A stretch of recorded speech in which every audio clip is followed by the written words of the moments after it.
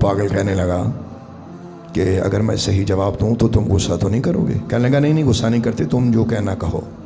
تو کہنے لگا پھر جواب سنو، سچ یہ ہے کہ حقیقی سخی وہ ہے کہ جس نے ساری زندگی کا تم سے رزق کا وعدہ کر رکھا ہے، حالانکہ تم ایک دن کے رزق کے بھی قابل نہیں ہو۔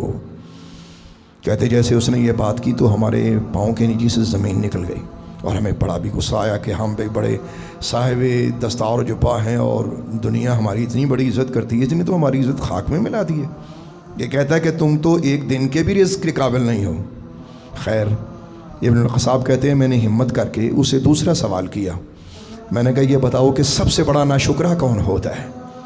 تو ہماری طرف دیکھ کر مسکرا کے کہنے لگا سب سے بڑا ناشکرا انسان وہ ہے کہ جسے اللہ نے کسی بیماری میں مبتلا کیا اور پھر اسے اس بیماری سے نکالا، یعنی شفا دی، اور اس کے بعد اسی شخص نے کسی شخص کو اسی بیماری میں مبتلا دیکھا، لیکن نہ ہی اپنی شفا کا اللہ سے شکر کیا اور نہ ہی اس شخص کی اس بیماری سے عبرت پکڑی اور پھر گناہوں میں لگ گیا، یہ شخص سب سے بڑا ناشکرا ہے۔ ابن القصاب کہتے کہ ہم سب دوستوں نے دانتوں کے نیچے انگلیاں دے لیں کہ اتنا فصیح و بلیغ جواب یہ تو ہمیں کسی عاقل شخص سے بھی متوقع نہیں تھا۔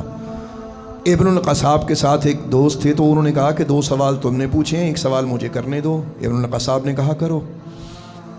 تو وہ دوست کہنے لگے اس پاگل سے، کہنے لگا یہ بتاؤ کہ خصائل حمیدہ کیا ہوتے ہیں، یعنی کہ اچھی عادات کیا ہے؟ اب یہ ایک اچھا لفظ تھا جو انہوں نے ادا کیا۔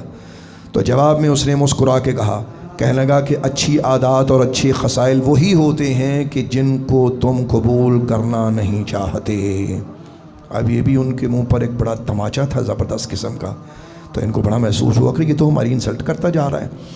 تو اب جب 3 سوال انہوں نے کر لیے تو اب یہ سوچ رہے تھے کہ اگلا سوال کریں۔ انہوں نے دیکھا کہ اس نے آسمان کی طرف سر اٹھایا اور اللہ کی بارگاہ میں ملتجی ہوا اور کہنے لگا کہ میرے محبوب حقیقی، تو نے میرا دماغ تو چھین رکھا ہے، تو کم از کم مجھے اتنی طاقت دے، میرے ہاتھوں میں اتنی قوت دے کہ میں ان کو 2 چپت لگا کے بھگا سکوں۔